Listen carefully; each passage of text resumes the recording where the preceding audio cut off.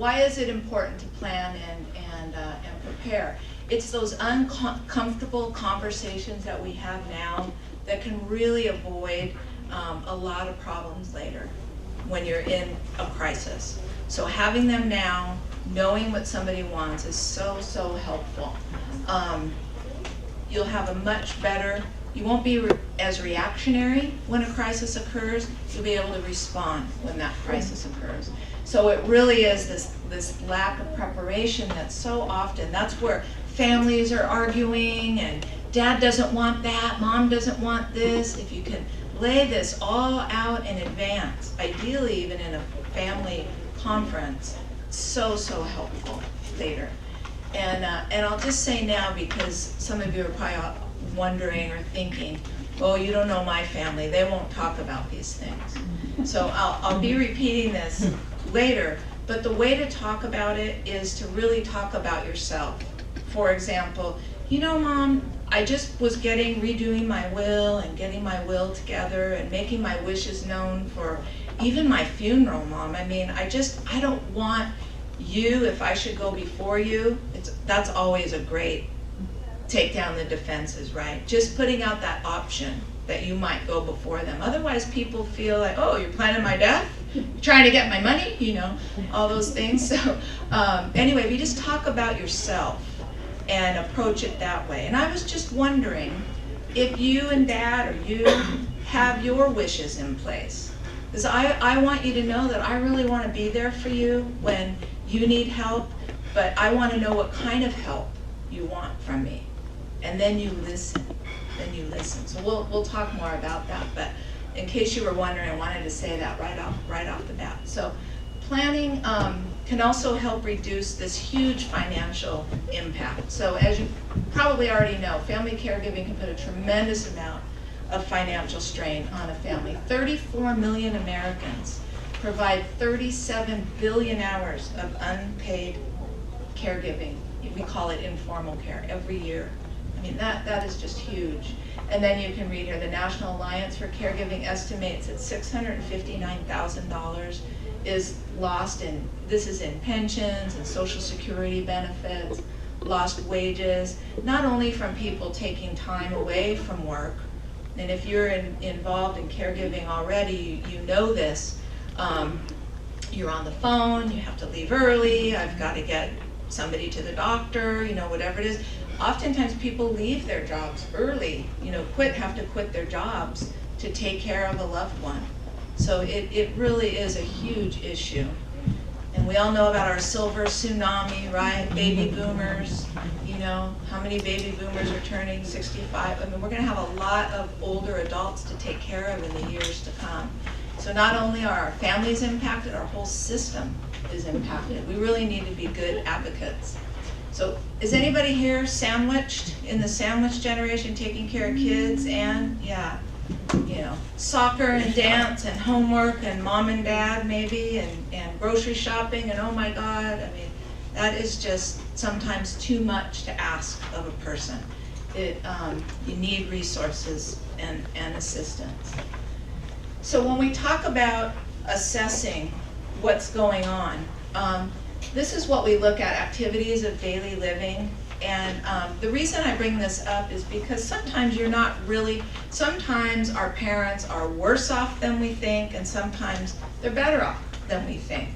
So you want to consider these things up here. Are they able to bathe? Are you noticing they're not bathing? But are they at fall risk in the shower? Those types of things. Able to get dressed okay? Walking, eating, you know, toileting, meal preparation. Are they keeping their house clean? Transportation, are they still safe to drive? We could have a whole hour here just talking about driving. But one thing you might want to do is, if they are still driving, take a look at their car. Don't walk through the house with a clipboard, you know. Toileting, check, you know, meal preparation. Same with the car, you know, but just subtly walk around the car, and if it has a lot of dents in it, or scratches down the side, that's a very popular one, or the scratches down the side. You don't have to say something right then, oh my God, what happened to the car? You shouldn't be driving. take a breath and just know that you need to address it. You know, hey mom, I was noticing what's going on with the car there, or asking how do you feel about your driving, because sometimes I know none of us want to lose control or our autonomy, right? And so sometimes, yes, of course, nobody wants their keys yanked away, but sometimes people do know, I know I shouldn't be driving, but I don't want to burden my son or my daughter to have to take me to the doctor or take me to the store. And sometimes when you bring it up, it's a relief. It's a relief. And people do say, you know, I didn't want to tell you, but I'm scared to death to drive. I know I'm bumping into things, you know, or whatever it is, or I know I can't see. I know my reactions are slow. So don't make assumptions. Be willing, again, I'm going to keep talking about that conversation. So here are some warning signs that people need help. Unpaid bills. They usually stack up on the kitchen table, you know. Now, especially, maybe a person's always been that way, you know. You never know. You do want to consider their personality, you know, because it is going to continue on. But unpaid bills, maybe even the phone or the electricity is getting turned off. And it's not because they don't have the money to pay the bill usually, but they're just not able to organize their thoughts, or they're overwhelmed for whatever reason. Poor hygiene. So if your dad's always been nicely, cleanly shaved, and you're noticing, gosh, I'm showing up and my dad's got stubble, or my mom doesn't smell clean, you know, clothes are stained and dirty. Now sometimes stained clothes, people's eyesight changes and they don't see the stains, you know. So again, be really careful not to make assumptions. An unkept home, if their home is normally very tidy and clean. So you're really looking for changes and differences. The pets are neglected. You know, the dog used to be perfectly groomed and now it's matted, or there's no water in the dish, or, you know, that type of thing. Spoiled food in the refrigerator. Again, that could be an eyesight issue. They're not looking at expiration dates, but it could also be fatigue and exhaustion, you know, not feeling well, so they're not getting to the grocery store. And who wants to clean? Is cleaning your refrigerator your priority when you're not?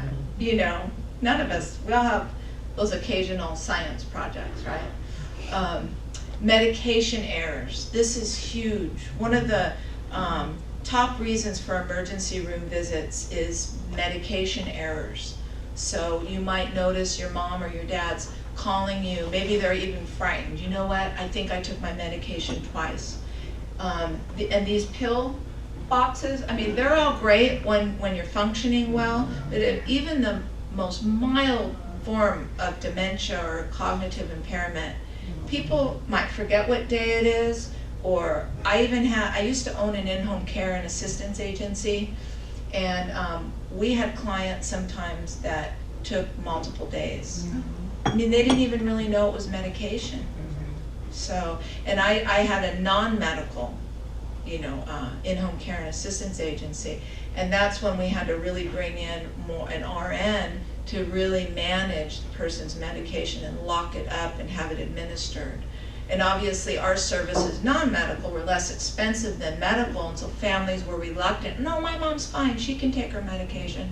It's like, no, she can't. So anyway, very important. Falling, you know, if you're hearing about a lot of falls or see a lot of bruises, and remember, older people do bruise easier, so you don't want to panic. And very often people won't tell you that your mom or your dad or even your spouse won't tell you that they fell. Why do you think that might be? What do we all fear, right, if we're losing it? Exactly. I can't let my daughter know I'm declining. She'll put me in a nursing home. She'll say it's not safe for me to live in my house anymore. It's a really real fear. We talked about the dents in the car. Excessive spending. Okay, this is a red flag that somebody might be having some cognitive impairment or an imbalance. All of a sudden they're ordering a lot of things online, and you know, you really want to be aware of this.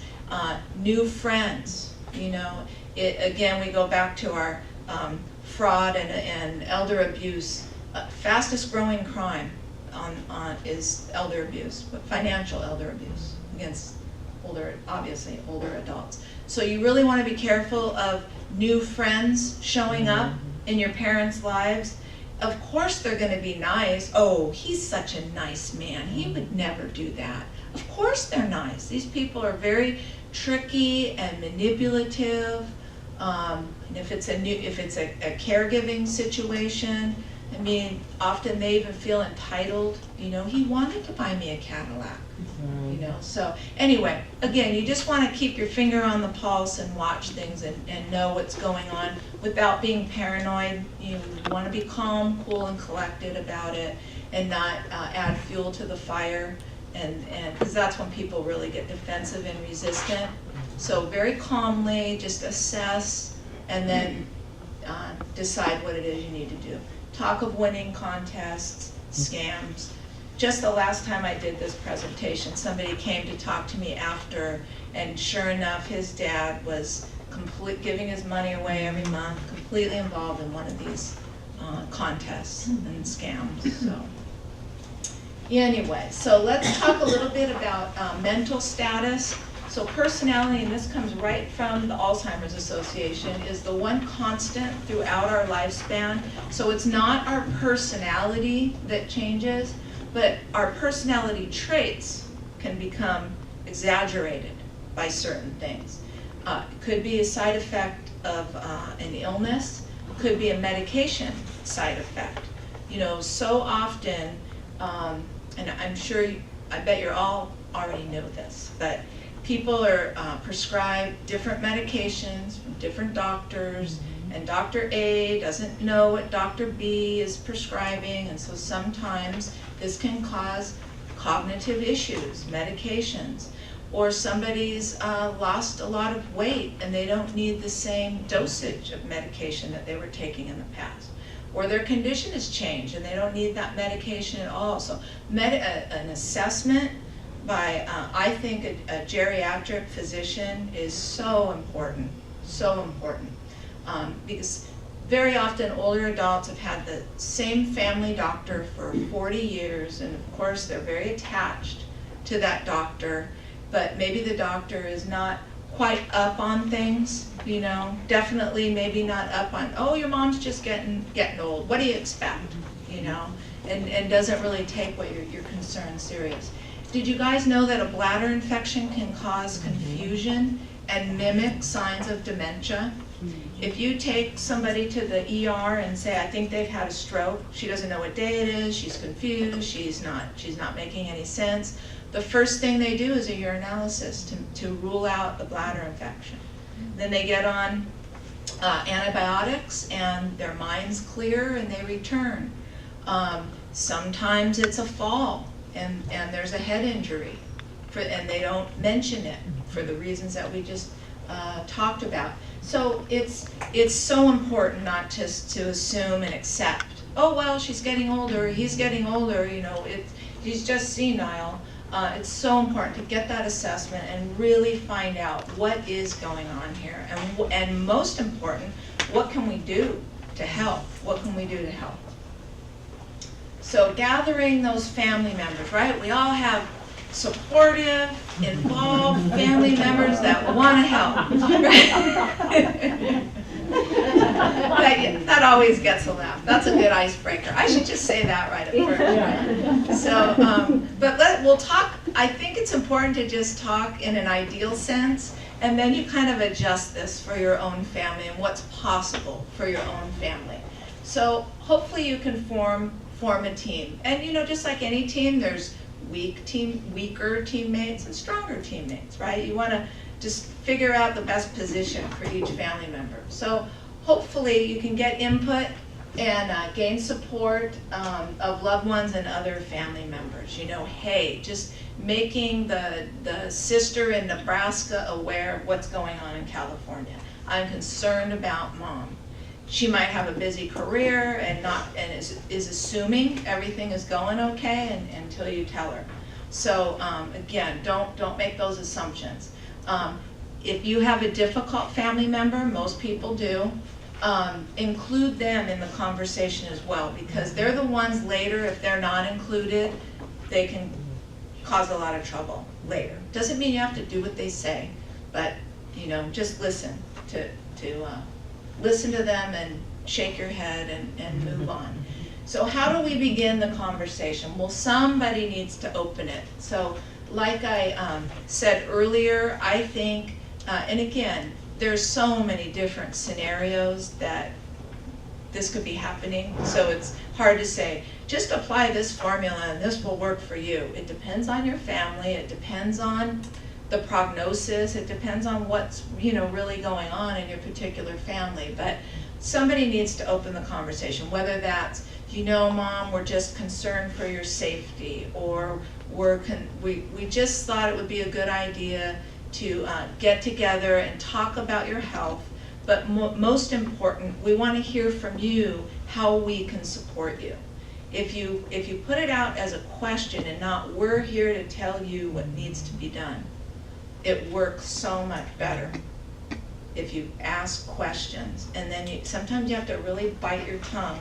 You know, maybe have a list of all the important points you want to cover so that you don't have to worry about forgetting. But really make sure, it'll make the future conversations a lot easier as well. So we're here to hear from you. Do you envision yourself living in your home here for the remainder of your life? Or do you see yourself downsizing and maybe being in a facility, you know? And have you visited any of your friends in an assisted living facility, for example? If this is even applicable to your situation. Because your mom might be assuming it's all institutional and you know, you're locked in your bed all day long. It's really come a long, long way. And those people, let me tell you, if this is your situation, are more than happy to give you a tour and a free lunch to show you all around their beautiful facility. But really, the gardens and the inside, they're really made to look like nice homes nowadays. But anyway, so having that conversation, you know, what do you envision for yourself for the future? And then giving each family member the opportunity to offer their input, hopefully without interrupting. And depending on what the situation is, I mean, if it's a serious illness with a dismal prognosis, it can be a really emotionally charged time. People are scared. I know when my dad was diagnosed, we were terrified. You know, we're losing him. It's horrible. You're very keyed up. And I know for me, my role was just to dive in, and I'm here and I'm going to the doctor and I'm gonna make this right. But I mean, I was really like a little hyper vigilant, and only I know the right thing to do and all that. And my brother was more in denial. I mean, my dad was like rail thin, and my brother's saying, you know, Dad, you really should lift some weights to get some muscle. I'm like, wow. You know, privately, he has lung cancer. I don't think his biceps are our biggest concern right now. You know? So, but you begin where you are. It's never too late, and hopefully, when you can just express from the heart and express fears honestly, people can step up and support one another. But again, we do become afraid, and you're grieving. You know, it doesn't take a death to grieve, right? There's all kinds of grief as we go along. It's hard. So designating a team leader can be helpful, and really this is just a coordinator, and it's certainly not a dictator, right? But somebody who's going to kind of be in charge of, and I'll kind of wrap up with this later, but you're in charge of finding home care. You're in charge of going to the doctor because you're the RN in the family, you know, or you have the most medical knowledge in the family. And you're great with finances, so you get the legal documents together, you know, that type of thing. But it usually somebody steps up as a coordinator of these things. It just kind of happens. And so important to remember, it's that care recipient that really is playing the most significant role. Hey guys, you know, we're here to make sure Mom gets the best care possible, and hopefully the highest quality of life possible for however, whether she has a month or 10 more years to go. Keeping that, because sometimes people lose sight of that, you know, and try to take control, and I know what's right, and I know what's, you know, it's like, it doesn't matter what you think. This person it plays the most significant role here. If there are conflicts, try to talk them out so they don't fester under the surface and then blow up years later when at the reading of the will, right? Sometimes people never speak again. It's so sad, the destruction that can happen. And then reach out, like today you're here, reach out to your local and national resources, and obviously with the internet that we have now, it's so helpful to be, you can type in anything and get answers, but really reaching out to, well, what kind of resources do we have? Who can I go and talk to? Who does have the answer? That's why we renamed our guide Answers. It used to just be called the Senior Guide. So I've kind of already a little bit talked about this, but some helpful ground rules as you enter this, trying to get your family together. Respect everybody's feelings and viewpoint, even if you know you're the one that has all the best answers. Like I said, try not to interrupt. And then try to remove those expectations and preconceived ideas about how, we all do this, about how a certain family member is going to act or behave. Like my brother was in denial, and without going into family history, I mean, it definitely played itself out that way when we were growing up. And here, my dad had his lung cancer and was, I had to take him to the hospital to get, they wanted to do a needle biopsy just to know exactly what kind of lung cancer it was. And my mom's health had just completely crumbled with this news that my dad was ill. So she was in the hospital down the hall, not doing very well. My brother had 2 teenagers and a wife, and we were big scuba divers and all that. So he was over in Catalina on a 2-week vacation for the summer. And of course I knew he wouldn't be there. I knew he wouldn't help. I knew, and I was so mad at him for being, how could he be on vacation, And because it had just been like a month of just chaos and crisis. So anyway, I'm literally running the halls of the hospital back and forth to my mom and dad. And yes, Mom, Dad's okay. Yes, Dad, Mom's okay. So when they went in to get the cells from the tumor, his lung collapsed. So I'm like, oh my God. So now I'm really, I swear I lost 5 pounds that day, running back and forth. And I remember being outside in the gardens at the hospital, calling my brother. I had bad service, so I found just the right place and the head tilt, where I could get service. And I'm telling him what happened and crying, and I'm so upset. And he says to me, Karen, you sound so stressed. Why don't you come over to Catalina? And if anything happens, you can get back quickly. And I'm like, wrong. If something happens, it's happened. It's happening right now, and I just had my meltdown. And when he returned from that trip, he really did step up. He and his wife both really stepped up, and they were there. And enough of that story, but I had made a lot of assumptions, but it took me kind of losing it really and expressing myself and asking for help and kind of removing that martyr role of only I know best and I know what to do. So we do make so many assumptions. So anyway, remembering to listen, of course, is important, and then validating feelings.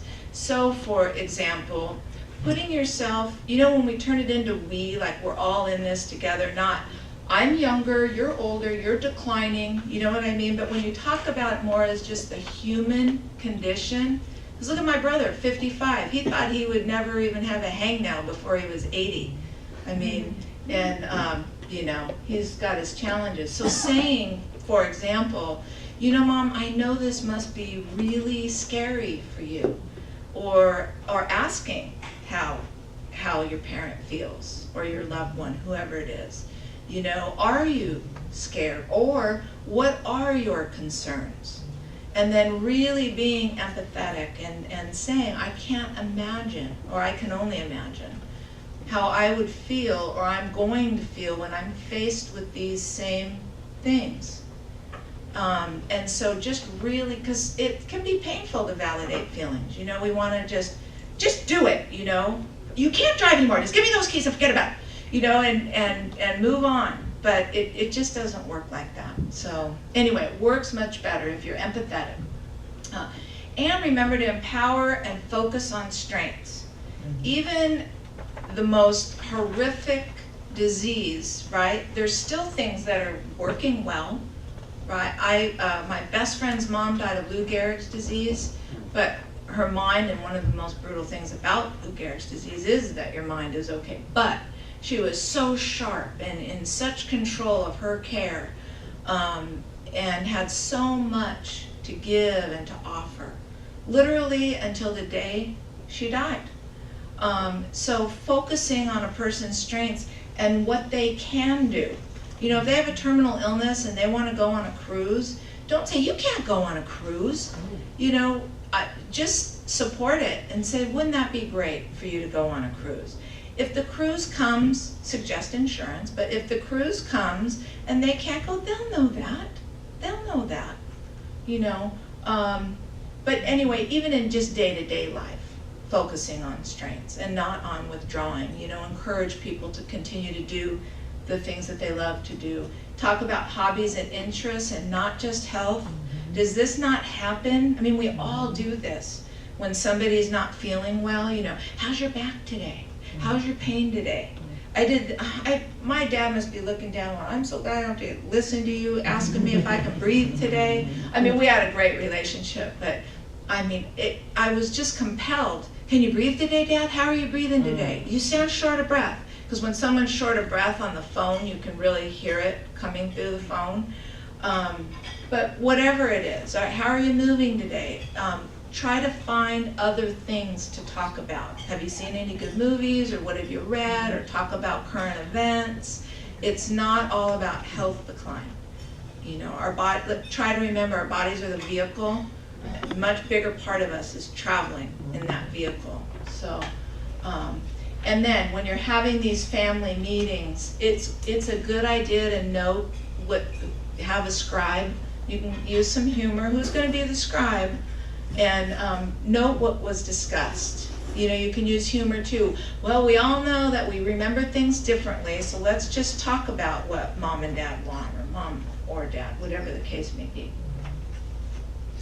So, role reversal, awareness and sensitivity here. So, try to remember, unless your parent is truly mentally incompetent, you know, has some cognitive impairment, they still have control over their own life, and this can be so hard. Some of you in here probably experienced this or have friends that this has happened to, where, for example, one parent passes away and another parent decides to remarry, and the kids all get involved. You can't marry her, she just wants your money, or we hate her, how could you do this to mom? You know, you don't know what you're doing, you're losing your mind. I mean, it doesn't always go that way. Sometimes people are happy for people, but buying property, moving, whatever the case may be, there's a whole lot of scenarios that we could think of here. And it can be so tempting to want to get involved and stop your parent like a rebellious teenager, you know, no, you're not going there. But you really want to look at, you know, choose your battles. Choose your battles, because you don't want to alienate somebody because they feel like you're trying to take control. So don't make decisions without discussing it first. This does happen, selling property and things like that, when somebody has the right legal documents in place to do that. So that's a sure alienation. Always be above board, you know, be honest and above board. Express your concerns. You know, well, Dad, I am concerned you can't really turn your head to look behind you when you're driving, I noticed. You know, that type of concern, but you don't want to instruct and dictate and that type of thing. Try to always remain calm. And then know, of course, it's normal to feel uncomfortable. Talking about somebody's funeral wishes, for example, or burial wishes, for example, is horribly uncomfortable. My parents talked about everything and were so organized and had everything in place, they could not talk about their burial wishes. It was just way too painful for them. And my dad was on hospice, and on hospice, they want you, what are your wishes? And the nurse kept coming every day and asking them, and then it would just ruin the whole day. And I finally ended up having to call hospice, please, I'll take care of it, I'll find out, please don't ask them again. I promise I'll have that conversation this week. And I did, and it was one of the worst days of my life. And it could, because it happened right, in the crisis. It was just awful. So, again, using yourself as that example. We were making our wishes known, and you can make, so many people now are planning the music they want played. I have a friend that loves Christmas. She wants her, even if she dies in July, wants her funeral decorated like Christmas. So, there's this trend to happier memorials. See, listen to you guys. Huh? Celebrate their life. It's a celebration of life. And so you can bring this to, I went to this seminar and they talked about celebration of life, and it got me thinking, do you have this in place? Because we can't plan our services once we're gone. So what do you want or what do you don't want? Like I had to ask that awful day, do you want to be cremated? And my mom, no, I don't want to be cremated. I don't like fire. So anyways, much easier. So again, I can't say enough. Talk about yourself first. Remember, communicating is a process. You don't have to talk about everything all at one time. It's not an event. And you can sense when someone's had enough or it's just not a good day to talk about it. Let it go. Let it go and revisit it later. Just, we tend to take ourselves really serious and I have to get this done, but just easy breezy and as best as possible, and try again at another time. And then, of course, I can't say enough about listening to priorities, to a person's priorities. Okay, so getting organized. Are we okay on, we're okay on time? I do want to allow some time for questions. So getting organized. Find out if your parent has a long-term care policy. I can't tell you how many times. Most people don't. They're very expensive. Most people wait till too late in life to purchase them when they already have health issues, and often it's cost prohibitive. But I can't tell you how many times when I owned my home care company, we'd be 6 months into service and then the daughter would call and say, oh, I just found out my dad has a long-term care policy. So it pays for care at home. I mean, there are some rules to it. They don't pay for somebody to come cook, but personal care, bathing, showering, dressing, that type of thing. So find out if there is one. Sometimes it's been put away in a drawer and the person even forgot. Become familiar with Medicare, and if there's a Medicare supplement or an HMO. Council on Aging does free to the public workshops about Medicare and long-term care, all these things. And then again, we have one-on-one counseling, if they're free to the public, about Medicare, denied claims, whatever the case may be. So that's a resource for you, but you want to find out how it all works. And then personal information, I mean, get it in writing. You assume you know your parents' date of birth, but maybe not. Social security number, what are the bank accounts and the cars and, assets and liabilities. And again, people will say, and it depends how your family is set up. Sometimes people have attorneys that have all this in place, but find that out. And then other people, of course, are, well, I don't want my parents to think I want to know what their assets are, so I know how much money I'm going to get. So you can keep it light. I want to be able to protect you, and it doesn't have to come across like, well, when you die, I need to know this. It's if you become ill and you're in the hospital and aren't able to speak for yourself, I want to be able to advocate for you, and so it would be important for me to know all of this information so that I can protect you and where it is. Okay, so their medical information. Who are their doctors? What prescriptions are they on? Not only what they're taking, but why are they taking it? and what is the dosage and how often. And it's a really good idea to make that list, you know, all their health conditions, what they're taking and why and how much and blah, blah, and put it on the refrigerator. And this really did happen to me. I did this for my mom, and the paramedics I had to call 911 and they beat me there. And I had that on the fridge, and they said this saved so much time, and we were able to help your mom a lot faster because we knew immediately what we were dealing with and what medications, you know, were in her system potentially. So really, really recommend that. But also keep a journal of what's happening at the doctor visits, you know, what's going on at the doctor visits, and what kind of specialists are they seeing. And again, this is why it takes a team. This can be very time consuming. Maybe you take turns going to the doctor until you're really going through it. And you're in the sandwich generation. But having a journal, have a notebook, a care notebook. And then important documents. And there are seminars just like this that just deal with just getting these documents together. But power of attorney for finances, that we really recommend, experts recommend you sit down with an attorney to have that drawn up, your power of attorney for finances. That's, you know, who pays your bills and handles your money when you're not able to. Doesn't mean they come in and take total control. It's when you are not able to. So you want that drawn up by a legal professional. Advanced Healthcare Directive, however, you can download these. If you don't have this, we all need one of these. You can download 5 Wishes. It's a very friendly healthcare directive document. Your doctor's office has these, Staples has them, so it's perfectly fine to do this on your own. It probably takes 15 minutes to fill it out.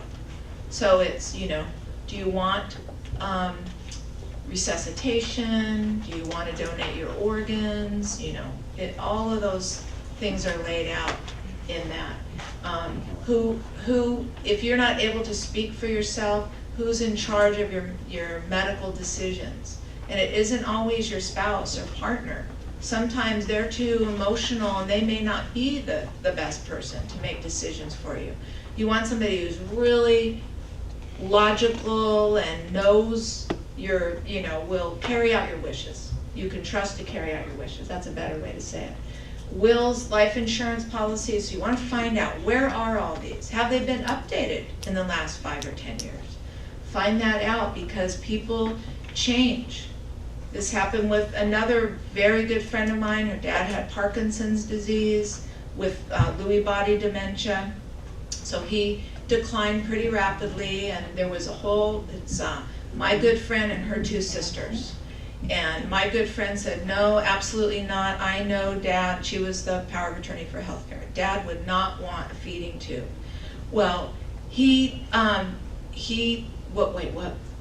Advanced Healthcare Directive, which was quite old, said, I do not want, any extenuating efforts made to save my life if there's no hope of me getting better, is how it said. It's not like not ever. If you're going to get better, of course you want it. But the sisters were very in fear and grief, and they're like, no, Dad, that was a long time ago. Maybe now that this is a reality, he doesn't feel that way. Fortunately, he had a very lucid day, and they were all able to sit down and hear it. They all heard it with their own ears, him saying, no, absolutely not. I do not want a feeding tube. I understand what's going on with me. I know that I'm dying. I'm okay with it. Please, no. So they were very fortunate, though, to really hear it from his lips. But anyway, we've already talked about burial and cremation memorial design. I'm going to put celebration in here, because I don't know why I don't have it in here. I always say that. And then keeping it all in a 3-ring binder, and then keep it in the same place at all times so that you always know it's going to be there. So if another family member comes or a caregiver comes, they know where to find that. Here are some really good caregiver resources that are online. You can read them later on your own, but you can just type in. Sometimes we email this, and then you can actually click on this and it's a live link, but they're pretty easy to type in. So there are some good resources for you, and for those of you, and I will answer questions in just a minute here, but do visit this little table over here if you haven't already. And here is our number, Council on Aging, and it's all through the answers guide. So if we don't have the answer for you, we'll definitely give you the resource and link you with the right organization or agency that can help you. So with that, are there questions?